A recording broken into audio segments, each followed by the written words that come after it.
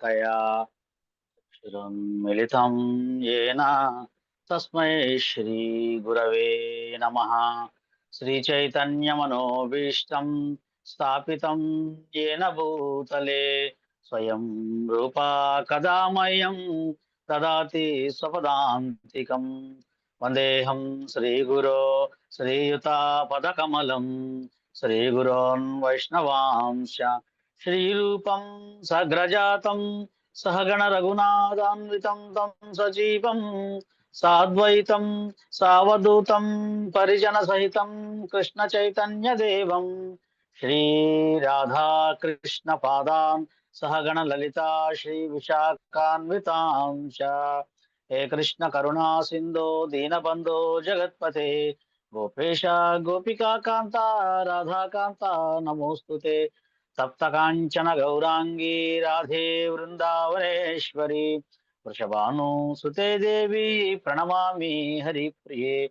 नमा ओं विष्णुपादाय कृष्णप्रेष्ठाय भूतले श्रीमते जयपताका स्वामिनिति नामिने नम आचार्य पादाय निताय कृपपदायिने गौरकथा दामदाय नगर ग्राम तारिणे नम ओं विष्णुपादाय कृष्णप्रेष्ठाय भूतले श्रीमते भक्ति वेदांता स्वामिनिति नामिने नमस्ते सारस्वती देवे गौरवाणी प्रचारिणे निर्विशेष शून्यवादी पाश्चात्य देशतारिणे। जय श्री कृष्ण चैतन्य प्रभु नित्यानंद श्री अद्वैता गदाधरा श्रीवासादि गौरभक्त वृंद।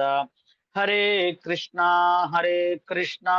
कृष्ण कृष्णा हरे हरे हरे रामा राम राम हरे हरे। మూకం కరోతి వాచాలం బంగుం లంఘయితే గిరిం యత్కృపాకరం తమహం వందే శ్రీగురుం దినతారిణం పరమానంద మాధవం శ్రీ చైతన్యమీశ్వరం హరి ఓం. హరే కృష్ణ అండి. భగవద్భక్తులందరికీ స్వాగతం సుస్వాగతం. అందరికీ దామోదర మాసం శుభాకాంక్షలు. అందరూ దామోదర మాసంలో ప్రతి ఒక్కరూ వారి వారి కర్తవ్యానుసారం వారి వారి అవకాశాలను బట్టి సేవ చేస్తూ ఉంటామని ఆశిస్తున్నాము. అందరూ కూడా సాధ్యమైనంత వరకు ఈ దామోదర మాసంలో అందరి చేత దీప్దానం చేయించడానికి ప్రయత్నం చేయించండి. మీరు కూడా ఎన్ని వీలైన సార్లు ఎక్కువగా దీప్దానం చేయడానికి ప్రయత్నం చేయండి. ఎందుకంటే మనం ఒక్క దీపం వెలిగిస్తే భగవంతుడికి వేల దీపాలు వెలిగించినంత ప్రతిఫలం అంటే మనకి ఆ భక్తిలోకి ముందుకు వెళ్ళడానికి అవకాశం లభిస్తుంది. కాబట్టి ప్రయత్నం చేయండి.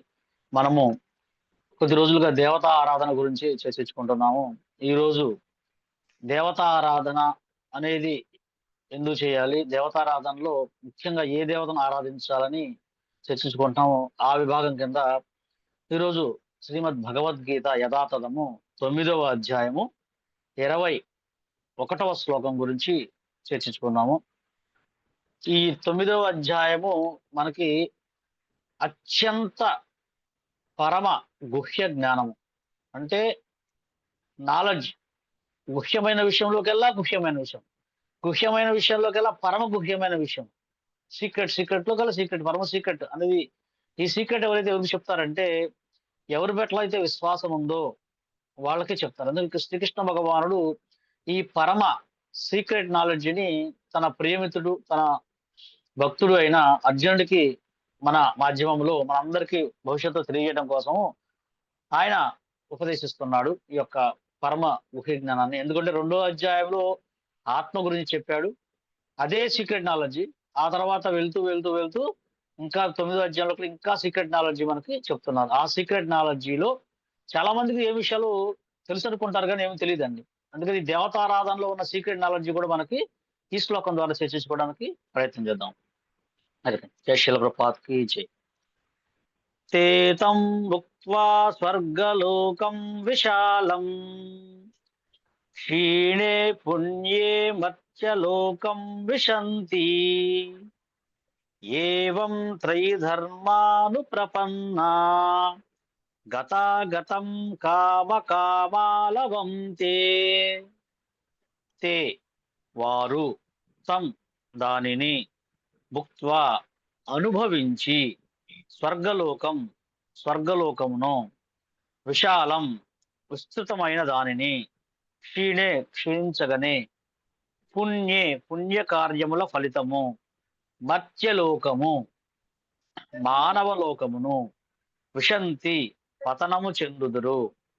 ఏవం ఈ విధముగా త్రయీధర్మం మూడు వేదముల సిద్ధాంతములను అనుప్రపన్న ఆచరించుచు గత అగతం జనన మరణములను కామ ఇంద్రియ భోగములను అనుభవించుచు లవంతే పొందుదురు.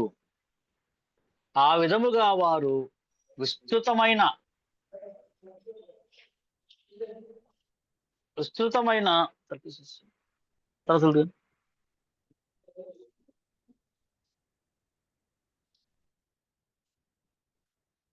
ఆ విధముగా వారు విస్తృతమైన స్వర్గలోక భోగములను అనుభవించి తమ పుణ్యకార్యముల ఫలము క్షీణించినంతనే వారు మానవ లోకమునకు తిరిగి వస్తురు. ఈ విధముగా త్రివేదముల సిద్ధాంతములను అనుసరించుచు ఇంద్రియ భోగములను వాంఛించువారు కేవలము నిరంతర జనన మరణములనే పొందుదురు. భక్తి వేదాంత భాష్యం. ఊర్ధ్వలోకములకు ఉద్ధరించబడిన వాడు దీర్ఘాయువును మరియు ఇంద్రియ భోగమునకు ఉత్తమ వసతులు పొందగలిగినను అతడు అక్కడ శాశ్వతముగా ఉండుటకు అనుమతించబడడు. అతడు చేసిన పుణ్యకర్మముల ఫలములు క్షీణించినంతటే అతడు తిరిగి ఈ భూమిపైకి పంపబడును. వేదాంత సూత్రములలో చెప్పబడినట్టుగా జన్మాద్యశ్చ యతః పూర్ణ జ్ఞానమును పొందని వాడు అనగా సర్వకారణుడైన శ్రీకృష్ణుని అవగాహన చేసుకొనుటో విఫలమైన వాడు జీవిత పరమ లక్ష్యమును సాధించక పైకి కిందకు తిరుగాడు చక్రం రంగుల రాట్నంపై కూర్చున్న వాని వలె ఊర్ధ్వలోకమునకు ఉద్ధరించబడుతూ కొన్నిసార్లు కిందికి తిరిగి చేరుతుందురు. సారాంశమేమనగా మానవుడు కిందకు తిరిగి వచ్చి అవకాశమే లేనంటి ఆధ్యాత్మిక లోకమునకు ఉద్ధరించబడుటకు బదులుగా అతడు కేవలం ఊర్ధ్వలోకము అధోలోకము నడుమ జనన మరణ చక్రంలోని తిరుగాడుచుండును. కనుకనే మానవుడు జ్ఞానానందపూరితమైన శాశ్వతమైన జీవితమును అనుభవించుటకు ఆధ్యాత్మిక లోకములను పొంది ఈ దుఃఖపూరితమైన భౌతిక జీవితము తిరిగి రాకుండట కొరకై యత్నించుట మంచిది. ఓం అజ్ఞానతిమిరాంధస్య జ్ఞానాంజన శలాకయ చక్షురున్మిళితం యన తస్మై శ్రీ గురవే నమః. ఓం విష్ణుపాదాయ కృష్ణప్రతిష్ఠాయ భూతలే శ్రీమతే భక్తి వేదాంత స్వామితి నామినే.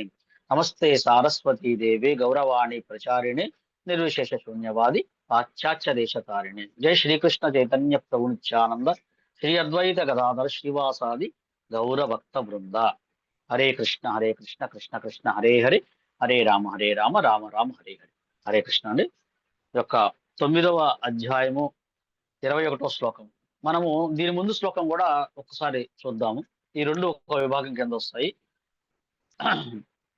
త్రైవిద్య మాం సోమపా పూత పాప యజ్ఞరిష్ట్వా స్వర్గతిం ప్రార్థయంతే తే పుణ్యమాసాధ్య సురేంద్రలోకమశంతి దివ్యానంది దేవభోగాన్.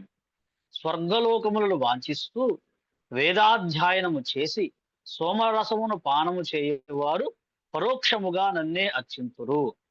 పాప ఫలితముల నుండి పవిత్రులై అట్టివారు పుణ్యలోకమైన ఇంద్రలోకమును పొంది దేవభోగములను అనుభవింతురు. ఈ రెండు శ్లోకాలు మనకి ఏం చెప్తున్నాయంటే దేవతా ఆరాధన చేసే వారి యొక్క ఫలితం ఏమొస్తుంది అనే విషయాల గురించి మనకి శ్రీకృష్ణుడి గుహ్యమైన విషయంలో ఎవరైతే రకరకాలుగా నన్ను ఎవరైతే వివిధ మార్గాల్లో నన్ను ఆరాధిస్తారని చెప్తూ ఈ విధంగా ఈ త్రివిధ ధర్మాలను త్రివిధ వేదాలని అనుసరిస్తూ ఆ విధంగా చేసేవాళ్ళు మరి అత్యున్నత లోకమైన అంటే ఈ యొక్క మనకి మత్స్యలోకం పైన అంటే మనకన్నా ఉన్నత లోకం కాబట్టి అక్కడ దివ్యం అనే విషయాన్ని ఇక్కడ చెప్పారన్నమాట. అది చాలా వసతులన్నీ చాలా సౌకర్యంగా ఉంటాయి. అక్కడికి వెళ్ళి సోమపానం తాగుతారు, సోమపానం స్వీకరిస్తారు. ఆ సోమపానం స్వీకరించడం వల్ల వారి పాపాలు కూడా నశిస్తాయి. అట్లాగే మరి ఎంతకాలం ఉంటారు అక్కడ? మరి జీవితాంతము వీరిక్కడ చేసే ఈ యొక్క సాధన యొక్క ఫలితం ఏంటంటే రకరకాల పుణ్యకార్యాలు, దాన ధర్మాలు, వ్రతాలు, అనుష్ఠానాలు, ఆ ఎన్నో విషయమైన ఈ చేసేదంతా కూడా ఏంటంటే స్వర్గలోకానికి వెళ్ళాలి. అందుకే ఎవరైనా పరమపదించినప్పుడు కూడా అందరూ కూడా స్వర్గానికి వెళ్ళారు అని చెప్పేసి, అంటే భౌతిక జనుల యొక్క లక్ష్యము స్వర్గలోకమే. ఎందుకు? అక్కడికి వెళ్ళి ఇంద్రియ భోగము అపరిమితంగా మనము ఆ చక్కగా అనుభవించాలి అని చెప్పేసేసి వారి యొక్క లక్ష్యం అన్నమాట. అందుకని అందరూ కూడా అక్కడికి వెళ్ళటానికి ఇష్టపడతారు. కానీ శ్రీకృష్ణ భగవానుడు దీన్ని ఖండిస్తున్నాడు. ఈ విధంగా ఎవరైతే మీరు స్వర్గలోకానికి వెళ్తారో, వెళ్ళిన తర్వాత అక్కడ అన్ని అనుభవిస్తారు. అనుభవించిన తర్వాత ఏమవుతుంది? ఏదో ఒక రోజును ఖచ్చితంగా వారి యొక్క పుణ్య ఫలితాలు క్షీణించినంతటనే వాళ్ళు మానవ లోకానికి తిరిగి వస్తారు. ఈ ప్రమాదం మనకి ఎప్పటికీ ఉంది. ఇప్పుడు చాలా మంది యాత్ర వెళ్తుంటారు. అంటే ఈ భౌతికంగా బాగా డబ్బు సంపాదించి అనుభవించాలని చెప్పేసేసి లక్షల రూపాయల ప్యాకేజీ తీసుకొని యూరప్ టూర్ వెళ్తుంటారు. 10 లక్షల ప్యాకేజీ అట్లా ఉంటుంది.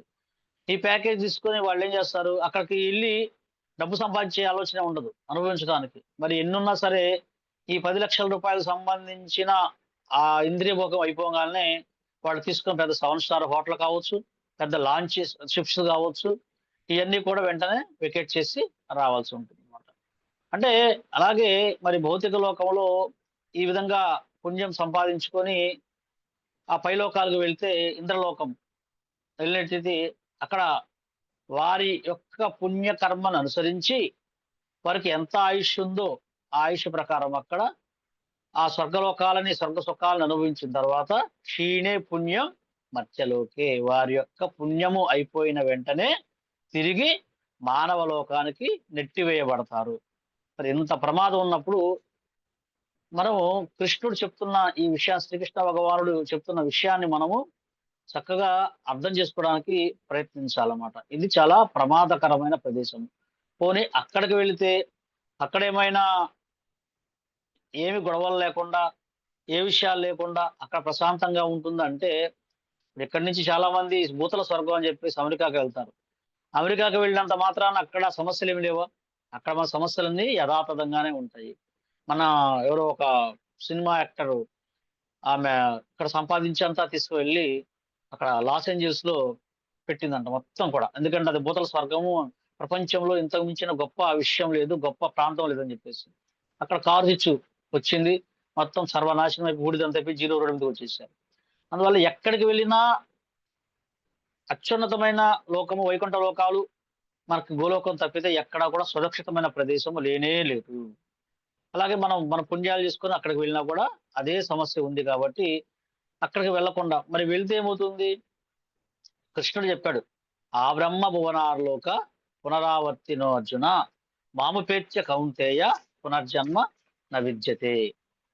ఎక్కడికి వెళ్ళినా బ్రహ్మలోకం నుంచి కింద లోకం నుంచి బ్రహ్మలోకంకి ఎక్కడికి వెళ్ళినా సరే ఆ బ్రహ్మ భువనార్లోక పునరావర్తి, ఈ పునరావర్తి అనే ప్రమాదం ఉంది కాబట్టి మనము ఖచ్చితంగా ఇక్కడికి వెళ్ళకూడదు. అందుకని మనం అర్థం చేసుకోవాల్సింది ఏంటంటే ఈ యొక్క భౌతిక జగత్తు అనేది తాత్కాలికమైనది.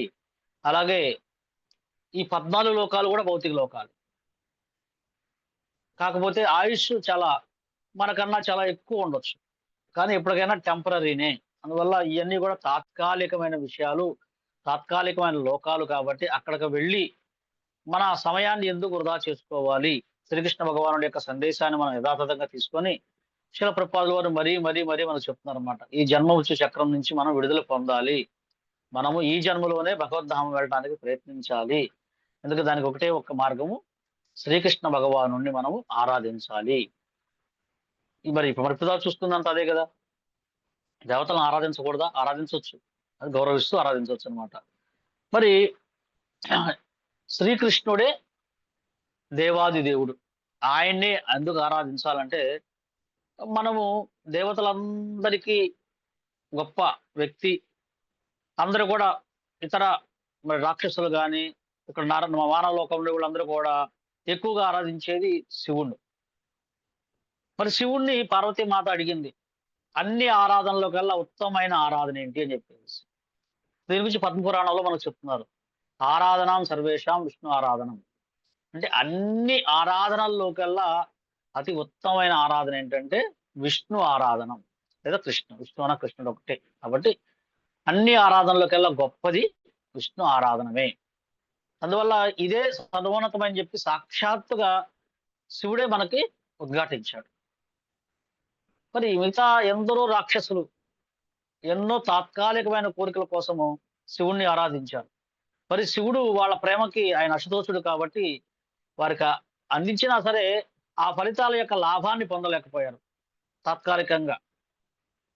మరి రావణాసురుడు, తర్వాత మరి ఆయన హిరణ్యకశిపుడు ఎంతో మంది ఇంద్రుణ్ణి, బ్రహ్మని, శివుణ్ణి ఆరాధించి ఒక తాత్కాలికమైన ఫలితాలను పొంది తర్వాత వచ్చేశారు. ఒక వాడుకలో ఒక చిన్న స్టోరీ ఉందండి. ఈ స్టోరీని మాకు చిన్నప్పుడు చెప్పారు ఈ స్టోరీని. ఇది చేసి మనం దీన్ని ఈ విధంగా జీవించాలిరా అని చెప్పేసి చెప్పారన్నమాట. ఓహో, ఇలా జీవించాలా అని అనుకునేవాడిని. కానీ ఎప్పుడైతే కృష్ణ చైతన్య మార్గంలోకి వచ్చామో అది సరైన విధానం కాదని చెప్పి నాకు అర్థమైంది అనమాట. ఏమిటి చిన్న స్టోరీని. ఒకసారి ఒక ఆ మహారాజు గారు ఆయన స్వర్గలోకంలో ఉన్నారు. ఆయన ఎన్నో జన్మలు ఎంతో కాలం పాటు ఇక్కడ పూజలు బాగా దానాలు విపరీతంగా దానం చేసేవాడంట. తేలికి స్వర్గలోకం అనుభవించడం కోసం. అక్కడికి వెళ్ళి అనిపించిన తర్వాత ఆయనకు డౌట్ వచ్చిందంట. ఇంకా నా పుణ్యం ఏమైనా ఉందా లేదా? ఇంకా ఎంతకాలం నేను ఇక్కడ ఉండడానికి అర్హత సాధించాను, ఇంకా అర్హత ఉంది నాకు ఈ స్వర్గలోకంలో అని చెప్పేసి ఆయన అకౌంట్ చూసుకోవాలనుకున్నాడు. మనం బ్యాలెన్స్ చూసుకుంటాం కదా. ఓకే, మరి ఎక్కడ మనకు తెలిసింది? అప్పుడు ఇంద్రుడిని అడిగాడు, నాకు ఇంకా ఎంతకాలం బ్యాలెన్స్ ఉంది ఇక్కడ, ఎంతకాలం ఉండాలి ఇక్కడ అని చెప్పేసి. నిన్ను ఎవరైనా సరే భూలోకంలో స్మరించుకుంటే నువ్వు ఇంకా నీకు కొద్ది పుణ్యం ఉన్నట్టు లెక్క. అందుకని నువ్వు చెక్ చేసుకొని రాపో ఒకసారి భూలోకంలోకి వెళ్ళి అని చెప్పేసి ఆయన్ని పంపించాడు. ఆయన భూలోకంకి వచ్చి మరి చాలా మందిని అడిగాడు, ఫలానా రాజుగారు తెలుసా అంటే మాకెవరు తెలియదండి, మాకెవరు తెలియదండి. అదేంటి, నేను ఎన్న పూజలు ఎన్ని చేశాను, ఎన్ని దానాలు చేశాను, ఎన్ని వ్రతాలు చేశాను, ఎంత గొప్ప సేవా కార్యక్రమాలు చేశాను, అప్పుడే మర్చిపోయారు నా గురించి అని చెప్పేసి ఆయన ఆలోచిస్తూ ఉన్నారన్నమాట. చాలా ప్రాంతాలు తిరిగాడు. అంటే ఆయన రాజ్యం కింగ్డమ్ ఉందో అన్ని తిరిగాడు. తిరిగిన తర్వాత ఓకే, ఎక్కడ కూడా ఆయన గురించి స్మరించుకునే దాఖలు కనపడలేదు. సరే చివరాఖరికి ఒక పెద్ద కొలను ఉంది, ఒక పెద్ద చెరువు లాంటిది అనమాట. ఆ చెరువు లాంటిది ఉంటే అక్కడికి వెళ్ళినప్పుడు అక్కడ ఒక తాబేలు, చాలా పెద్ద తాబేలు. ఎందుకంటే తాబేలుకి చాలా ఆయుష్ ఉంటుంది, సుమారు 400 సంవత్సరాలు కూడా బతికే అవకాశం ఉంది కొన్ని పెద్ద తాబేల్స్. ఆ తాబేలు దగ్గరికి వెళ్ళి అతను సంభాషించాడు. ఎందుకంటే ఇంద్రుడు వరం ఇచ్చాడు, అన్ని ఏ విషయమైన ఎటువంటి జీవితాన్ని మాట్లాడే శక్తిని ఇచ్చాడు ఆయన. వెళ్ళి ఆ యొక్క ఇంద్రుడు అడిగాడు అన్నమాట ఆ తాబేలుతో, ఫలానా మహారాజు మీ గురించి మీకేం తెలుసా అని చెప్పేసి. అయ్యో నాకెందుకు తెలియదండి, నా మహారాజు గురించి నాకేం తెలీదు, ఆయన చాలా పుణ్యాత్ముడు, ఆయన ఎన్నో ఆ గోవుల్ని దానం చేశాడు. ఎంత దానం చేశాడంటే ఆ గోవుల్ని దానం చేయటం వల్ల ఆ గోవులు నడిచిన ప్రాంతంలో ఒక ఆ గిట్టల యొక్క శబ్దానికి, ఆ గిట్టల యొక్క రాపిడికి ఇక్కడ ఒక చెరువులాగా ఏర్పడింది. ఆ చెరువులో వర్షం పడ్డప్పుడు నీళ్లు నిలబడతాయి, నేను ఆ చెరువులోనే నా జీవితాన్ని కొనసాగిస్తున్నాను, ఇదంతా మహారాజు పుణ్యం అని చెప్పేసి ఆమె ఎంతో ఆనందంగా చెప్తుందంట. ఓ, అప్పుడు ఇంద్రుడు చెప్పాడంట, అయ్యా నీకు ఇంకా ఒకళ్ళు స్మరించుకుంటున్నారు నిన్ను, మరి టైం ఉంది నీకు, ఇంకా స్వర్గలోకంలోకి రా అని చెప్పేసి. మాకు ఈ స్టోరీ చెప్పారు చిన్నప్పుడు. అనుకున్నా ఓహో అలా బతకాలి కాబోలు అని చెప్పేసి. కానీ మహారాజు ఏదైతే వెళ్ళాడో ఆ స్మరించుకున్నంత కాలము అదైపోయిన తర్వాత ఏం చేయాలి? తిరిగి తన కర్మానుసారంగా ఈ మత్స్యలోకానికి వచ్చి తిరిగి ఈ జన్మ మృత్యు చక్రంలో పడిపోవాలి. అది తప్పదు. ఎందుకంటే ఇంద్రాది దేవతలైనా సరే వారు కూడా ఇక్కడ రావాల్సిన వాళ్ళు. మళ్ళీ వాళ్ళ ఇంకా కాకపోతే వాళ్ళు చేసిన అత్యున్నతమైన సేవల కారణంగా అటు వెళ్ళొచ్చేమో, కానీ ఎవరైనా సరే ఈ మత్స్యలోకానికి రావాల్సిందే. అందువల్ల మనం అర్థం చేసుకోవాలి, ఎవరిని ఆరాధించాలంటే ఎక్కడికి మళ్ళీ తిరిగి మనం అక్కడ రాకూడదు. ఎందుకు రాకుండా ఉండాలంటే ఏం చేయాలి? శ్రీకృష్ణ భగవానుణ్ణి ఆయనే పలుమార్లు శ్లోకాల్లో ఉద్ఘాటించారన్నమాట, నా ధామం అని చెప్పేసి. ఇలాగైతే మనకి నేను సర్వోన్నతమైన వ్యక్తి అని చెప్పి శ్రీకృష్ణ భగవానుడు భగవద్గీతలో ఎన్నో శ్లోకాల్లో ఉదహరించారు. మొట్టమొదటిగా మనం చూసుకుంటే 10వ అధ్యాయం 8వ స్కందంలో చెప్పాడమ్మా. అహం సర్వస్య ప్రభవో మత్తః సర్వం ప్రవర్తతే ఇతి మత్వా భజంతే మాం బుధా భావసన్నితాః. అహం సర్వస్య ప్రభవు, నేనే సర్వకారణ కారణుణ్ణి, అన్నిటికీ నేనే మూల పురుషుణ్ణి. భౌతికమైన ఆధ్యాత్మిక జగత్తులన్నిటికీ నేనే మూల కారణం, నేనే మూల పురుషుణ్ణి అని చెప్పేసి సాక్షాత్తుగా శ్రీకృష్ణ భగవానుడు చెప్పాడు. కాబట్టి మరి ఎవరైతే ఈ సత్యాన్ని గ్రహిస్తారో వివేకవంతులు సంపూర్ణ భక్తి భావంతో నన్నే సేవిస్తారు అని చెప్పేసి ఆ శ్లోకంలో చెప్తుంది. అలాగే మరి 5వ అధ్యాయము 29వ శ్లోకంలో కూడా చెప్పాడు స్వామి. భోక్తారాం యజ్ఞ తపసాం సర్వలోక మహేశ్వరం సుహృదం సర్వభూతానాం జ్ఞాత్వా మాం శాంతిని ఇచ్చేది. ఎవరైతే శాంతిని కోరుకుంటున్నారో ఇప్పుడు అందరూ అర్థం చేసుకోవాలి, ఆయనే భోక్త. అన్ని యజ్ఞాలకి, సర్వ లోకాలకి. మరి దేవతారాధన చేసుకుంటే ఏమవుతుంది? కొన్ని లోకాలకి, స్వర్గలోకమో, ఇంద్రలోకమో, సూర్యలోకమో, చంద్రలోకమో వెళ్తారు. కానీ స్వామి అన్ని లోకాలకి ఆయనే భోక్త, ఆయనే యజమయాని, పరమకారుడు, సర్వకారణ కారణుడు. మరి అటువంటి వ్యక్తి అని చెప్పేసి మనకి చెప్తు ఆ శాంతిని పొందుతున్నాడు అని చెప్తున్నాడు అన్నమాట. మరి ఈ విషయాన్ని ఈ చతుశ్లోకి భాగవతం అయిపోయిన తర్వాత, భగవద్గీత అయిపోయిన తర్వాత చతుశ్లోకి భగవద్గీత 4 శ్లోకాల్లో చెప్పాడు శ్రీకృష్ణ భగవానుడు రహస్యాన్ని. చెప్పిన తర్వాత అర్జునుడు చాలా చాలా చాలా చాలా ఆనందాన్ని పొందాడన్నమాట. చాలా చాలా ఆనందాన్ని పొంది వెంటనే ఆయన చాలా ఎక్సైట్మెంట్ అయిపోయాడన్నమాట. నువ్వే పరం బ్రహ్మం, నువ్వే పరంధామం, నువ్వే పరమ సత్యము, ఆదిదేవుడివి, అజుడివి, విభుడివి అని చెప్పేసి అర్జునుడు ఆయన్ని అంగీకరించాడు. అప్పుడు దాకా మాట్లాడిన విధానం వేరు. చతుశ్లోకి భగవద్గీత అయిన తర్వాత అర్జునుడి యొక్క ఆ ఎక్సైట్మెంట్ వేరుగా ఉంటుంది అనమాట. అందుకని మనము ఏదైతే శ్రీకృష్ణ భగవానుడు అర్జునుడికి ఉపదేశించాడో, మరి అర్జునుడి యొక్క నిర్దేశంలో వారు ఎలాగైతే అర్జునుడు పాటించాడో మనము కూడా దాన్ని యథాతథంగా పాటిస్తూ శ్రీకృష్ణ భగవానుడే సర్వకారణ కారణుడు అనే విషయాన్ని మనము ఆయన్నే మనం ఆరాధించాలి. అదే ప్రధానమైన దేవత ఆరాధన.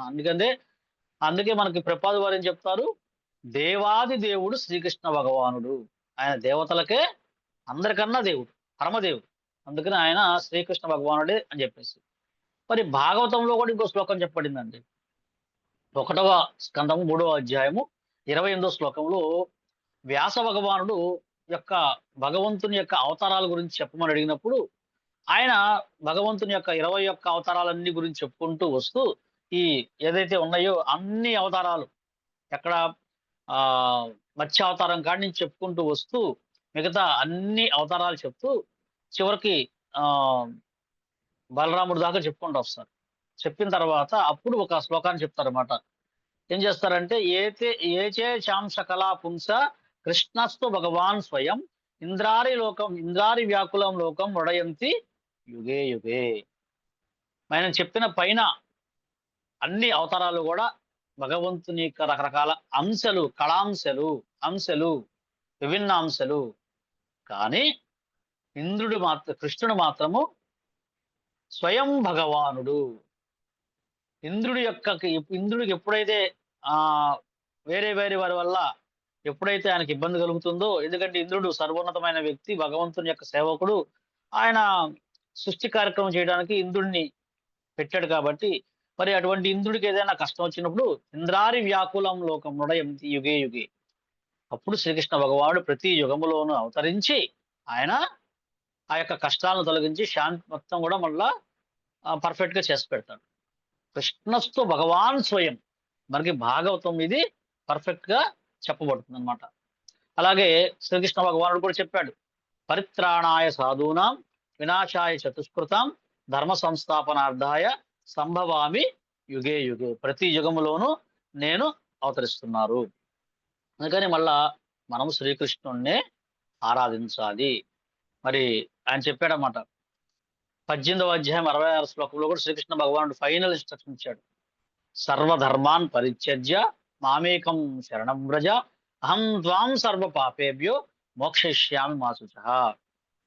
అందుకని మనం దాన్ని అనుసరించి సర్వధర్మాలని, మన యొక్క అన్ని ధర్మాల యొక్క మూలం శ్రీకృష్ణ భగవానుడే అయి ఉంటే మనకి ఆయనే మనల్ని రక్షిస్తాడు.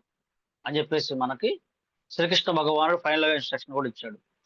మరి భాగవతంలో కూడా మనం చూసుకున్నట్టయితే ధ్రువ మహారాజు ఆయన భౌతికమైన సంపదల కోసం ఎంతో ఆయన వాళ్ళ తల్లి గారి యొక్క సూచన మేరకు తండ్రి తనను సింహాసనం మీద దించేశాడని చెప్పేసి బాధపడుతున్నప్పుడు తల్లి గారు సందేశం ఇచ్చారు. మరి అన్ని వరాలు కావాలన్నా ఎటువంటి గొప్ప విషయాలు కావాలన్నా సరే మనం కృష్ణుణ్ణి ఆరాధించాలని చెప్పినప్పుడు ఆయన నారదముని యొక్క ఉపదేశం మేరకు ఓం నమో భగవతే వాసుదేవాయ అనే మంత్రాన్ని చెప్తూ ఆయనకు వెళ్ళిన దానికి భౌతికమైన సుఖాల కోసం భౌతికమైన లాభం కోసం వెళ్ళారు.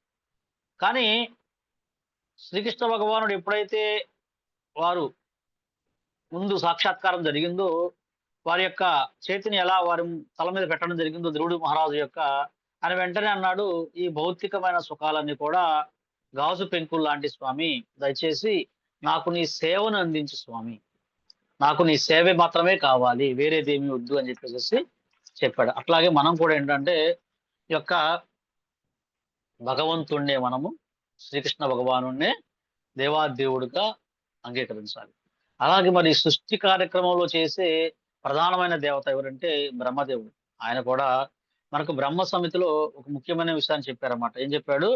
ఈశ్వర పరమః కృష్ణ సచ్చిదానంద విగ్రహ.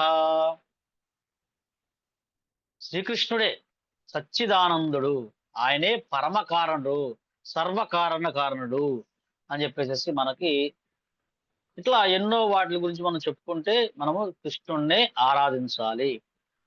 మరి స్వామి చెప్తున్నాడు, ఎవరైతే ఇతర దేవతల్ని ఆరాధిస్తున్నారో ఆ దేవతా ఆరాధకులు ఎవరైతే ఉన్నారో వాళ్ళందరూ కూడా అల్ప బుద్ధి కలిగిన వారు అని 7వ అధ్యాయము ఆ ఏకో శ్లోకం చెప్పాడు. 7.23 శ్లోకంలో చెప్పాడు. ఒక్క నిమిషం మనం చూద్దాం. అంతవంతు ఫలం తేషాం తద్వత్వే అల్పమేధసాం దేవాన్ దేవయేజో యాంతి మద్భక్త యాంతి మాపవి. అల్పబుద్ధులు దేవతలను పూజిస్తారు, కానీ వారు అందించు ఫలములు అల్పములు మరియు తాత్కాలికమైనవి. దేవతలను పూజించేవారు దేవతాలోకమును చెరగా నా భక్తులు అంచెమున నా పరంధామమునే చేరుతారు. అక్కడ ఎన్నోసార్లు విషయాలు చెప్పాడు. అలాగే మరి దేవతలను పూజించే వాళ్ళు కూడా అవిధి పూర్వకంగా వాళ్ళకి కావాల్సిన నన్నే పూజిస్తున్నారు, అవిధి పూర్వకంగా సేవలన్నీ కూడా నాకే అందుతున్నాయి, అయితే వాళ్ళు పర్ఫెక్ట్ మార్గంలో రావట్లేదు అని చెప్పేసి కూడా స్వామి చెప్పాడు అన్నమాట. తర్వాత శ్రీపాద రామానుజాచార్యులు వారు ఒక ముఖ్యమైన విషయాన్ని వారు చెప్పారన్నమాట.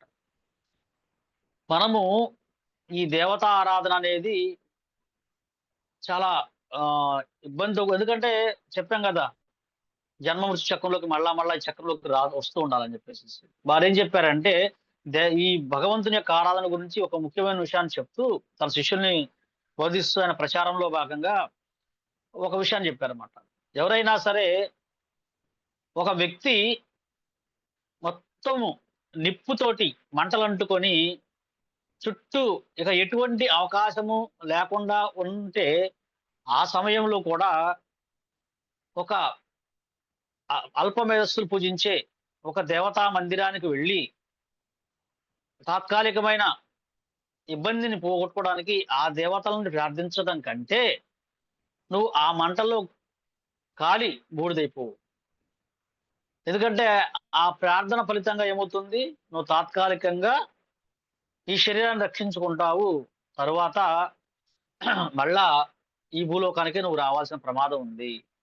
కానీ స్మరించుకుంటూ ఆ శ్రీకృష్ణ భగవాన్ని స్మరించుకుంటూ హరే కృష్ణ కృష్ణ కృష్ణ హరే హరే, హరే రామ రామ రామ హరే హరి అనే ఈ నామస్మరణ చేస్తూ నువ్వు ఆ మంటల్లో కాలిపోయినా పర్వాలేదు, ఎందుకంటే నువ్వు భగవద్ధామం చేస్తావు. ఇక్కడ శ్రీపాద రామానుజాచార్యులు చెప్పింది ఏంటంటే, అవసరమైతే నువ్వు ఒక ముసలి నోట్లో తలపెట్టు, ఒక పులి దగ్గరికి వెళ్ళు, అంతేగాని ఈ యొక్క దేవతల యొక్క ఆరాధన ఆ మార్గాన్ని ఎంచుకో మాకు. అక్కడ వారు ఎందుకు చెప్పిన విషయం ఏంటంటే, దీనివల్ల నువ్వు మళ్ళా జన్మవృక్ష చక్రంలోకి రావాలి, మత్స్యలోకంలోకి, ఆ బ్రహ్మ భువనార్ లోకం. ఈ యొక్క రంగులు రావటం ఎలాగైతే పైకి కిందికి తిరుగుతుందో, ఒకసారి స్వర్గలోకానికి, ఒక నరకలోకానికి, అలాగే ఒకసారి మానవ జన్మ, ఒకసారి పశు జన్మ, ఒకసారి పక్షుల జన్మ, ఒకసారి చెట్టు జన్మ. ఇటువంటి ప్రమాదం ఉంది కాబట్టి దయచేసి ఈ మార్గంలోకి మీరు వెళ్ళమాకండి. దానివల్ల ఎన్నో యుగాలు పట్టొచ్చు. ఎన్నో జన్మలు పట్టొచ్చు తిరిగి మళ్ళా మనకి మానవ జన్మ రావటానికి. మళ్ళీ మానవ జన్మలో కూడా ఈ యొక్క సాంగత్యం వల్ల మనకి మళ్ళా కృష్ణ భక్తి రావాలంటే శుద్ధ భక్తుల సాంగత్యం రావాలంటే ఎంతో కష్టం. మనకి ఎవరైతే కృష్ణ చైతన్య మార్గంలో ఉన్న వాళ్ళందరూ చాలా చాలా చాలా చాలా అదృష్టవంతులండి. వీరి సౌభాగ్యానికి అంతే లేదు. ఎందుకంటే మనల్ని అందరినీ ఉద్ధరించడానికి శీల ప్రభుపాదుల వారు అవతరించారు యుగంలో. మరి ఎంత గొప్ప విషయం అంటే 5,000 సంవత్సరాల క్రితమే సుఖదేవ గోస్వామి భాగవతంలో ఒక విషయాన్ని చెప్పారు. ఎవరైతే ఒక శ్లోకాన్ని ఉదహరిస్తూ ఆంధ్రులు, పులింద్రులు ఒక శ్లోకంలో ఒక లిస్ట్ ఇచ్చాడు. ఒక 12 మంది లిస్ట్ ఇచ్చారన్నమాట. వీరందరూ కూడా పరమ ఆ మంచి ప్రాంతంలో ఉండేవాళ్ళు కాదు, తప్పుడు దాంట్లో ఉన్నారు వీళ్ళందరూ కూడా అని చెప్పేసి చెప్తూ, మరి ఇటువంటి వ్యక్తులు ఉన్న ప్రాంతాల్లోకి ఇంతవరకు ఎటువంటి ఒక గొప్ప గురువు గాని, ఆధ్యాత్మికవేత్త గాని వెళ్ళలేదు. మంగోలియా ఇట్లా ఎన్నో దేశాలు వాడి లిస్ట్ ప్రకారం చూసుకుంటే ప్రపంచం మొత్తం కవర్ అవుతుంది అనమాట. భాగవతంలో 5,000 సంవత్సరాలు. ఈ 5,000 సంవత్సరాలు జరగలేదు. కానీ శీల ప్రభుపాదుల వారు ఈ 5,000 సంవత్సరాల్లోనే సుఖదేవ గోస్వామి చెప్పిన విధంగా భక్తి యోగాన్ని పాటిస్తూ, భక్తి యోగ సిద్ధాంతాన్ని, భక్తి యొక్క ఆ యొక్క మెసేజ్ని తీసుకొని ప్రపంచంలో 14 సార్లు ప్రయాణించి అందరికీ కూడా ఈ యొక్క శ్రీకృష్ణ భగవానుడే దేవాది దేవుడు, మరి ఈ యుగంలో మనం హరినామమే చెయ్యాలి అనే సందేశాన్ని గనక తీసుకొని ప్రపంచవ్యాప్తంగా పర్యటిస్తూ అందరి చేత దివ్యనామాన్ని చెప్పిస్తూ వాళ్ళందరూ కూడా ఈ స్వర్గలోకాల కన్నా కూడాను మత్స్యలోకాల నుంచి విడిచి అత్యున్నత లోకమైన వైకుంఠ లోకము గోలోకధామానికి వెళ్ళాలి, ఇదే మన లక్ష్యము అనే విషయాన్ని మనకి చెప్తూ అందరినీ ఈ బాధల నుంచి ఉపశమనం చేశాడు. అందుకే ఆ రోజుల్లో ఆయన కూడా చెప్పింది, శంకరాచార్య వారు చెప్పారు కొన్ని భజ గోవిందం మూఢమతే, నువ్వు గోవిందుణ్ణే బోధించు, నీకు చివరి సమయంలో మరణ సమయంలో నహి నహి రక్షతే డుక్రం కరతే, నీ యొక్క ఎటువంటి నువ్వు చెప్పుకున్న రకరకాలైన వాగ్దానాలు, రకరకాలైన మాటలు, రకరకాలైన ఈ ఛందస్సులు ఏమీ గుర్తురావు. కేవలము నిన్ను రక్షించేది ఆ గోవిందుణ్ణే భజించండి, ఓ మూడులారా ఆ గోవిందుణ్ణే భజించండి అని చెప్పి శంకరాచార్యులు వారు చెప్పారు. అలాగే ఆయన శంకరాచార్యులు వారు గీతా భాష్యంలో కూడా చెప్పారు, ఏకం శాస్త్రం దేవకీ పుత్ర గీతం. ఆయన చక్కగా ఒకే ఒక్క శాస్త్రం భగవద్గీత, ఒకే ఒక దేవుడు దేవాదేవుడైన శ్రీకృష్ణ భగవానుడు, ఒకే ఒక మంత్రం హరే కృష్ణ మహామంత్రము, ఒకే ఒక్క సేవ ఆ హరిసేవ. అందువల్ల మనం ఇవన్నీ అర్థం చేసుకొని ఈ దేవతా లోకాలకు వెళ్ళి అక్కడ మన పుణ్య వైభవంగా ఇక్కడికి వచ్చి ఈ ప్రమాదం అంతా మనకు ఉంటుంది కాబట్టి ఈ ప్రమాదాన్ని వద్దనుకొని ఇక్కడ శిలప్రపాద వారి యొక్క శ్లోకంలో మనం చూసుకుంటే గనక ప్రతి ఒక్క భాష్యంలో కూడా సమస్యని ముందు తీసుకొస్తారు. ఫస్ట్ ఈ సమస్యను తీసుకొచ్చి ఆ సమస్య పరిష్కారం ఏంటని కూడా చెప్తూ మన యొక్క కర్తవ్యాన్ని కూడా బోధిస్తారు. ప్రతి దాంట్లో ప్రతి పారాగ్రాఫ్ లో కూడా ఈ 3 విషయాలు ఉంటాయండి. ముందు మనకి ఏం చెప్తున్నారో ఈ సమస్య ఏంటి అని ఉద్ఘాటిస్తూ ఆ సమస్యకి పరిష్కారం కూడా చూపిస్తారు. ఆ పరిష్కారం చేస్తూ మనం ఏం చేయాలో మన కర్తవ్యాన్ని కూడా చూపిస్తారు. మన ఈ శ్లోకం చూసుకున్నట్టయితే ఏం చెప్పాడు, ఈ 3 వేదాల సిద్ధాంతాలని అంటే ఏంటి, 3 ధర్మాలు, ధర్మ అర్థ కామ. ఇప్పుడు అందరూ చూస్తున్నదే ధర్మము, అర్థము, కామము.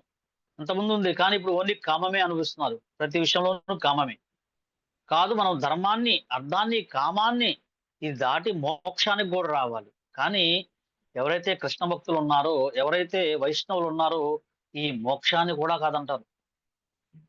పంచమ పురుషార్థము ప్రేమ, కృష్ణ ప్రేమ, అది మన లక్ష్యం. అందుకని ధర్మ అర్థ కామాన్ని దాటి మోక్ష స్థితికి కూడా దాటి మరి ఈ భక్తులు ఎవరు కూడా ఈ మోక్షాన్ని కోరుకోరు. 5 రకాల ముక్తులు ఉన్నాయి, సాయుజ్య, సారూప్య, సాలోక్య, సార్ష్టి. ఈ 5 రకాల ముక్తులను కూడా కోరుకోరు. ఆయన చెప్తారు ఆచార్యుడు, ముక్తికాంత ముకుళిత హస్తురాలై ఉంటున్నాడు శ్రీకృష్ణ భగవానుడి యొక్క భక్తుడికి. అందువల్ల మనం వారిని అనుసరిస్తూ ఈ ముక్తి కాదు, మన యొక్క కర్తవ్యం ఏంటంటే ఎందుకు మనం భగవద్ధామానికి చెప్పుకుంటున్నామంటే అక్కడికి వెళ్ళి ఏం చేయాలంటే మనకి ఈ మధ్య ఒక చలనచిత్రంలో వచ్చింది. ఆ చలనచిత్రంలో సినిమా అయినప్పటికీ కూడాను భక్తి యోగ నియమాల గురించి, భక్తి యోగం గురించి ఆ శ్లోకం దాంట్లో ఒక విషయాన్ని చెప్పబడింది. చాలా చక్కగా ఉంటుంది. ఆ యొక్క చలనచిత్రం ఏం జరుగుతుందంటే రామదాసు ఆయన మర్యాద పురుషోత్తముడైన శ్రీ రామచంద్ర భగవానుడిని ఆరాధిస్తూ ఆయన కోసము తన యొక్క హృదయాన్ని కూడా చీల్చి నా హృదయంలో నువ్వున్నావు చెప్పినప్పుడు ఆ మర్యాద పురుషోత్తముడైన ఆ ప్రేమమూర్తి రామచంద్ర భగవానుడొచ్చి నేను నీకు మోక్షాన్ని ఇస్తానంటే, మోక్షం అంటే ఏమిటంటే అక్కడ నీకేం పని ఉండదు ఇంకా. ఆనందం అనుభవించటమే అంటే, అప్పుడు ఆ రామభక్తుడైన రామదాసు అదేమి ఆనందం స్వామి, ఆనందం అంటే నీ కీర్తన, నీ అర్చన, నీ సేవ. ఇటువంటి ఆనందం లేని, ఇటువంటి సేవ లేనిది, ఇటువంటి కీర్తన లేని, ఇటువంటి అర్చన లేనిటువంటి ఆ యొక్క మోక్షము నాకు నరకంతో సమానమైంది.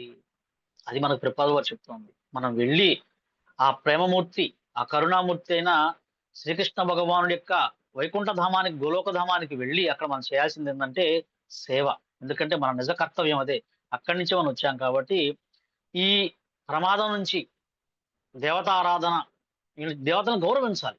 దేవతలు భగవంతుని యొక్క ప్రధానమైన సేవకులు. వాళ్ళని చాలా చక్కగా గౌరవిస్తూ ఎక్కడికెళ్ళినా వాళ్ళని మనము మందిరాలకు కూడా వెళ్ళి వాళ్ళని గౌరవించి మనం మనతో ఉండే వాళ్ళకి కూడా చూపించాలి. ఇది దేవతలు వీళ్ళందరూ భగవంతుని యొక్క సేవకులు అని చెప్తూ వాళ్ళని గౌరవిస్తూ మనం శ్రీకృష్ణ భగవానుడు నాకు భక్తిని ప్రసాదించండి తండ్రి అని చెప్పేసి మనం ఆ దేవతను కోరుకోవాలి. అది మన బాధ్యత. ఎందుకంటే వాళ్ళని మరి శివుడి దగ్గరికి వెళ్ళి ఎన్నో రకరకాలైన కోరికలు కోరుకుంటున్నాడు.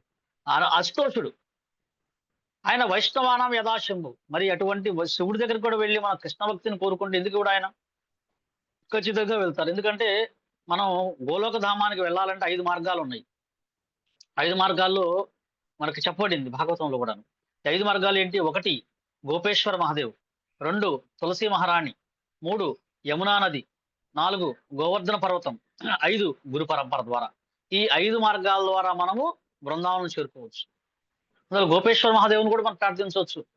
గోపేశ్వర మహాదేవుని ప్రార్థించి అయ్యా దయచేసి నాకు కృష్ణ భక్తిని ప్రసాదించండి అంటే ఆయన అశుతోషుడు ఆనందంగా ఇస్తాడు. ఇది మనము మన యొక్క భక్తులకు గాని, మన కుటుంబ సభ్యులకు గాని, మన మిత్రులకు గాని చెప్తూ ఈ దేవతారాధన వల్ల ఈ ప్రమాదం ఉంది కాబట్టి అత్యున్నత ఆరాధన శివుడే చెప్తున్నాడు కాబట్టి దేవతను గౌరవిస్తూ మరి ఆయనే పరమ కారణుడు, సర్వకారణ కారణుడు అని చెప్పేసి చెప్తున్నాడు కాబట్టి మరి ఇతర ముక్తులన్నీ కూడా ఈ ప్రమాదం ఉంది కాబట్టి మనము శ్రీకృష్ణ భగవానుడే, ఆయన్ని మనం పూజించాలి.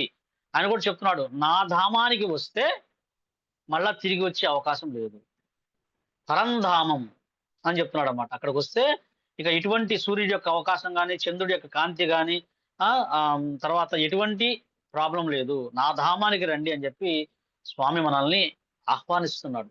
అందుకని ఆహ్వానించుకొని మరి అక్కడికి వెళ్ళాలంటే ఈ కాలంలో సులభమైన మార్గం ఏంటండి? అదే మనకి చైతన్య మహాప్రభు ఉపదేశించిన ఏకైక మార్గము, ఏకైక మంత్రము ఈ యొక్క కలియుగంలో హరేర్నామ హరేర్నామ హరేర్నామ ఇవ కేవలం కలో నాస్తియేవ నాస్తియేవ నాస్తియేవ గతిరన్యదే. మరి శ్రీకృష్ణ భగవానుడు చెప్పాడు నారదమునికి, అయ్యా ఎక్కడైతే నేను వైకుంఠ లోకాల్లోనున్నాను, నేను యోగుల హృదయాల్లోనున్నాను, ఎక్కడైతే నా భక్తులు కీర్తిస్తుంటారో అక్కడ నేను తిష్ట వేసుకొని కూర్చుంటాను. ఇప్పుడు మన క్లాస్ జరుగుతోంది. ఈ విధంగా ప్రపంచ వ్యాప్తంగా ఎన్నో గృహాల్లో భగవద్గీత భాగవతాలు కథ జరుగుతుంది. అక్కడ ఖచ్చితంగా స్వామి ఆయన అక్కడే ఉంటాడు. ఆయన ఉంటే ఆటోమేటిక్ గా ఇంద్రుడు ఉంటాడు, హనుమంతుల వారు ఉంటారు, గరుత్మంతుడు ఉంటాడు, మిగతా దేవతలు అందరూ కూడా, లక్ష్మీదేవి కూడా అక్కడే కొలువై ఉంటుంది. అటువంటి గొప్ప అవకాశాన్ని మనకి ప్రభుపాదులు వారు ఇచ్చారు. ప్రభుపాదులు వారు మనకి ఇచ్చింది కాబట్టి మనం దాని కృతజ్ఞతాపూర్వకంగా ప్రభుపాదులు వారు చెప్పిన సందేశాన్ని యథాతథంగా శ్రీకృష్ణుడు చెప్పిన సందేశాన్ని మన కురుపరంపర ద్వారా ప్రభుపాదులు వారు అందిస్తున్నారు కాబట్టి మనం ప్రభుపాదులు వారి యొక్క కృపను మనం తీసుకుంటూ శ్రీకృష్ణ భగవానుణ్ణి మనము పరమ లక్ష్యంగా భావించి యొక్క చైతన్య మహాప్రభు ఇచ్చిన సందేశాన్ని ఏదైతే మీరు ఎక్కడికి వెళ్ళినా యారాదేక తాహే కృష్ణ, మీరు ఎక్కడికి వెళ్ళినా సరే శ్రీకృష్ణ భగవానుడు యొక్క నామాన్ని మీరు ఉచ్చరించండి. మీరు ఏ స్థితిలో ఉన్నారో ఆ స్థితిలో ఉండండి, దివ్యనామాల్ని ప్రచారం చేయండి అని చెప్పినట్టుగా మనము ఈ దివ్యనామాల్ని హరే కృష్ణ కృష్ణ కృష్ణ హరే హరే, హరే రామ రామ రామ హరే హరే, ఈ దివ్యనామాన్ని మనం గనక ఉచ్చరిస్తూ మనం ఉన్న ప్రాంతంలోనే మనము మన చుట్టూ ఉన్న బంధుమిత్రులకి తెలియజేస్తూ వారందరికి కూడా ఈ కృష్ణనామాన్ని చెప్పే అవకాశాన్ని కనుక మనం కల్పించినట్లయితే దానివల్ల ఏమవుతుందంటే ఈ భౌతిక జనం బద్ధ జీవులు ఏం చేస్తారు, వాళ్ళు ఈ స్వర్గలోకాలకు వెళ్ళి ఈ మళ్ళా మత్స్యలోకంలోకి వచ్చే అవకాశం లేకుండా వాళ్ళకి తగు శిక్షణ మనం తీసుకొని తగు శిక్షణ కనుక వాళ్ళకి ఇచ్చినట్లయితే వాళ్ళు అతి ప్రమాదం నుంచి వాళ్ళు బయటపడినట్టే, అత్యంత ప్రమాదం నుంచి మీరు వారందరినీ బయట వేసినట్టే. అందువల్ల మనం ఈ విషయాన్ని అర్థం చేసుకోవాలని చెప్పేసి ఈ శ్లోకం ద్వారా శిల ప్రపాదుల వారు ఫైనల్ గా మనకి ఈ మెసేజ్ ఇచ్చారు. ఏమని, కనుకనే మానవుడు ఆ జ్ఞానానంద పూరితమైన శాశ్వతమైన జీవితం అనుభవించుటకు ఆధ్యాత్మిక లోకమును పొంది ఈ దుఃఖపూరితమైన భౌతిక జీవితమునకు తిరిగి రాకుండా ఉండటం కొరకై ప్రయత్నించుట మంచిది. ఇది శ్లోకంలో ప్రపాదులు వారు ఇచ్చిన అంతిమ సందేశం. అందుకని మనం అందరం కూడా మన యొక్క లక్ష్యము గోలోక ధామము. అక్కడికి వెళ్ళి మన లక్ష్యం ఏం చేయాలి, మనము సేవ చేయాలి. అదే మన ధర్మం. కాబట్టి ఆ విధంగా మనందరం ప్రయత్నం చేద్దాం. హరే కృష్ణ. మీకు ఏదైనా సూచనలు సలహాలు ఉంటే అందించవచ్చు. ఏదన్నా ప్రశ్నలు ఉంటే ఒకటి రెండు నేను చెప్పడానికి ప్రయత్నం చేయండి. నేను నాకు తెలిసి నేను చెప్పడానికి ప్రయత్నం చేస్తాను. అలాగే ఇప్పుడు నేను చెప్పిన దాంట్లో ఏదైనా సూచనలు సలహాలు ఉంటే కూడా అందించవచ్చు. హరే కృష్ణ. హరే కృష్ణ ప్రభుజీ. గోలోక ధామాన్ని చేరడానికి 5 మందిని పూజించండి అని చెప్తున్నారు కదా. కోపేశ్వర దేవు, తులసీదేవి, మిగతా ముగ్గురు ప్రభుజీ. యమునా నది, గురు పరంపర, యమునా నది, గురు పరంపర, గోవర్ధన పర్వతం, గోవర్ధన మహారాజు, గిరి గోవర్ధన్. అందుకే మనకి ప్రపాదుల వారు మనకు తెలియకుండానే మన జీవితంలో, భక్తి జీవితంలో మన ఎందుకంటే కృష్ణ చైతన్యంలోకి వచ్చిన వాళ్ళు ఇంత వేగంగా పురోగమిస్తారు. కారణం ఏంటంటే ఈ 5 విషయాలను మన జీవితంలోకి మనం భక్తిలోకి రాగానే గురువు యొక్క ఆశ్రయం లభిస్తుంది. ప్రతిరోజు తులసి మహారాణి మనం ప్రార్థిస్తాము. ఎప్పుడైతే ఈ భాగవతాన్ని మనం పూజిస్తున్నామో మరి యాత్రలకు వెళ్ళినప్పుడు ఆటోమేటిక్ బృందావనం వెళ్ళిన వాళ్ళకి, ఎందుకు బృందావనం ఎవరైతే వెళ్తారో చాలా వేగంగా భక్తిలో పురోగమిస్తారండి. ఎందుకంటే అక్కడ 5 విషయాలు ఉన్నాయి. ఎందుకంటే మనకి భక్తిలో పురోగమించాలంటే, వేగంగా వెళ్ళాలంటే ఈ 5ట్లో ఒక మార్గాన్ని ఎంచుకోవచ్చు. 5 వెళ్ళొచ్చు. ఎందుకంటే మనం చూసాం శ్రవణ విధానం, కీర్తన, 9 నవవేద భక్తుల్లో ఒక్కదాన్ని చేసుకున్నా మంచిది, 9 చేసుకున్నా మంచిది. ఆ విధంగా మనం వెళ్ళటానికి అవకాశం, అంటే ఏ విధంగా స్వామి మనల్ని తన దగ్గర తీసుకువెళ్తాడు. హరే కృష్ణ. హరే కృష్ణ ప్రభు. శ్రీకృష్ణ దేవాది దేవుడు అని అర్థం కదా ప్రభుజీ. మరి ద్వాపర యుగం అనేది అంటే దానికన్నా ముందు యుగాలు ఉన్నాయి కదా ప్రభుజీ. దీన్ని మనం ఎలా అర్థం చేసుకోవాలి? అంటే ఇది ఆ ప్రశ్న ఇంకొకసారి అడగండి మాతాజీ. మీరు ప్రశ్న అర్థం కదా నాకు. దేవాది దేవుడు శ్రీకృష్ణ భగవానుడు కదా ప్రభుజీ. అంటే అందరికన్నా యుగాల కన్నా ముందు ఫస్ట్ నుంచి శ్రీకృష్ణ భగవానుడు ఉన్నారు కదా. మరి ద్వాపర యుగంలోనే ఎందుకు మనకి అవతారం తీసుకున్నారు? అవతారం ద్వాపర యుగం అంటే మనకి భగవంతుడు ఆయన చెప్తున్నాడు, ఈ యొక్క యుగ మొత్తం 72 మంది మన్వంతరాలు ఉంటాయండి. ఈ 72 మన్వంతరంలో 21 యుగ చక్రంలో నేను అవతరిస్తానని చెప్పేసి ఆయన చెప్తున్నాడు. మరి ఆయన స్వయంగా ఇతర ఆయన రావడానికి ఎన్నో కారణాలు ఉంటాయండి. శ్రీకృష్ణ భగవానుడు ప్రతి యుగంలో ఆయన వస్తూనే ఉన్నాడు. పరిత్రాణాయ సాధునాం వినాశాయ చతుష్కృతం ధర్మ సంస్థాపనార్థాయ సంభవామి యుగే యుగే. ఆయన ప్రతిసారి ఎట్లా మనకు మన్వంతరావతారంలోనూ, గుణావతారాల్లోనూ, లీలావతారాల్లోనూ ప్రతిసారి వస్తూనే ఉన్నాడు. అయితే ఒక్కొక్కసారి స్వయంగా ఆయన అంశాలు పంపిస్తాడు, ఒక్కొక్కసారి స్వయంగా ఆయనే వస్తాడు.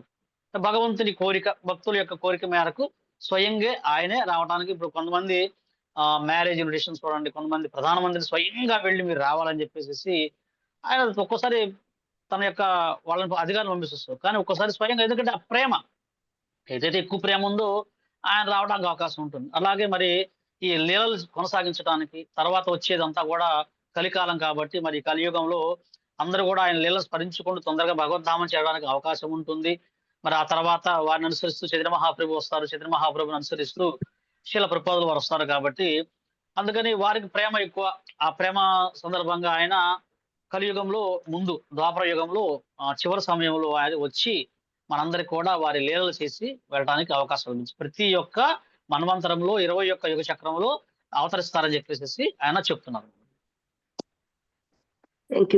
హరే కృష్ణ. అందుకని మనకు చెప్పారు, ఇందాక మనం చెప్పాం అదే శ్లోకంలో భాగవతంలో సుఖదేవ గోస్వామి చెప్తూ 21 అవతారాల గురించి చెప్తూ శ్రీకృష్ణుడే స్వయం భగవంతుడు. మిగతా అన్ని అవతారాలు, కానీ శ్రీకృష్ణుడు స్వయం భగవంతుడు. ఆయన ఎప్పుడు రావాలనుకుంటే ప్రేమమూర్తి కాబట్టి వాళ్ళ యొక్క భక్తుల కోరిక మేరకు ఆయన వస్తారు. ఎన్నో కారణాలు ఉంటాయి, రకరకాల చాలా చాలా కారణాలు ఉంటాయి. మనకు తెలిసింది ఏంటంటే భగవంతుడు ప్రేమమూర్తి కాబట్టి ఆయన భక్తుల కోరిక మేరకు తన లీలను కొనసాగించడానికి వచ్చాడు. హరే కృష్ణ. థ్యాంక్ యూ ప్రభుజీ, ధన్యవాదాలు. అంటే మీ ప్రశ్నకు సమాధానం నేను నా సాధ్యమంతవరకు నా పరిధిలో చెప్పగలిగాను. ఇంకా ఎన్నో కారణాలు ఉండొచ్చు. ఓకే ప్రభుజీ, అర్థమైంది ప్రభుజీ. ఇంకా ఎవరికైనా హరే కృష్ణ ప్రభుజీ, ధన్యవాద ప్రణామం. హరే కృష్ణ. హరే కృష్ణ. చాలా మంచి విషయాలు ప్రభుజీ. హరే ప్రభుజీ. భాగవతంలో ఏతే చంస కళాపుంష. హరే కృష్ణ ప్రభుజీ. మాతాజీ. ఏతే చంస కళాపుంష కృష్ణస్తు భగవాన్ స్వయం ఇంద్రాది వ్యాకులంలో. అక్కడ అర్థం కాలేదు ప్రభు, ఒకసారి చెప్పండి ప్రభు. అంటే అక్కడ సుఖదేవ గోస్వామి ఏం చెప్తున్నారంటే వ్యాస భగవానుడు యొక్క ఆయన మొత్తం భాగవతాన్ని రాసే క్రమంలో కూడా ఈ విషయాలు చెప్తూ ఎన్ని అవతారాలు ఉన్నాయి అని అడిగిన ప్రశ్న, భగవంతుని యొక్క వివిధ రకాలైన అవతారాల గురించి చెప్పమన్నప్పుడు శ్రీకృష్ణ భగవానుడు యొక్క ముందు 21 ప్రధానమైన అవతారాల గురించి చెప్తున్నారు అక్కడ. ఏదైతే తాబేలు రూపంలో మత్స్య అవతారము, కూర్మ అవతారము, యజ్ఞ అవతారము, తర్వాత మిగతా 21 అవతారాలు ఉన్నాయి కదా, వామన దేవుడు, నరసింహ భగవానుడు, ఈ విధంగా అన్ని అవతారాలను గురించి రాముడు, బలరాముడు, ఆ యొక్క లిస్ట్ లో కృష్ణుడి పేరు ఉండదండి. అన్ని చెప్పుకుంటూ వచ్చి 21 అవతారాల గురించి చెప్పి వ్యాస భగవానుడు కూడా ఒక అవతారంగా చెప్పి అన్ని అయిపోయిన తర్వాత కృష్ణస్తు భగవాన్ స్వయం అనే విషయాన్ని ధృవీకరిస్తారు. స్వయంగా అవతారం కాదు ఈయన, స్వయంగా కృష్ణస్తు భగవాన్, భగవంతుడే, ఈయన స్వయంగా అవతరించాడు, ఈయన స్వయంగా వచ్చారు అని చెప్పేసి మిగతా అన్ని కూడా ఆయన గుణావతారాలు, లీలావతారాలు, అంశావతారాలు, కానీ ఈయన స్వయం భగవానుడు అనే విషయాన్ని చెప్పడం కోసమని ఈ యొక్క అవతారం లిస్ట్ ఇచ్చారన్నమాట మనకు. మనకు ఆ శ్లోకం చదివినప్పుడు ఏమవుతుందంటే ఈ మిగతా అవతారాల్లో కూడా ఆయన యొక్క కళావతారాలు, గుణావతారాలు ఉన్నాయి, కానీ ఈయన స్వయం భగవానుడు. అందుకే భాగవతం మనకేం చెప్తోంది, స్వయంగా భగవంతుడే శ్రీకృష్ణ భగవానుడే అనే విషయాన్ని.